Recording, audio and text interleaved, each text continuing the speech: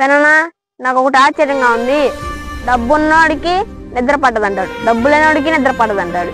డబ్బున్నోడు హ్యాపీగా సంతోషంగా ఉండొచ్చు కదా, డబ్బు లేనోడి కంటే బాధలు ఉంటాయి ఎందుకు? నీకు వచ్చిన ఆలోచన ప్రతి ఒక్కరికి వస్తుంది.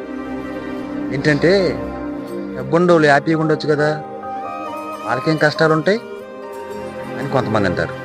డబ్బులు కంటే వాళ్ళకి ఏం హ్యాపీ ఉంటుందిలే, అన్ని కష్టాలు ఉంటాయి, చాలా ఆపులు ఉంటాయి అనుకుంటారు. కానీ కష్టపడి సంపాదించి తను కూడబెడతాడు డబ్బున్న వ్యక్తి, ఆయనకి ఎన్నో సమస్యలు ఉంటాయి, ఎన్నో బాధలు ఉంటాయి. అలాగే డబ్బు లేని మనిషికి తనకు ఉంటాయి.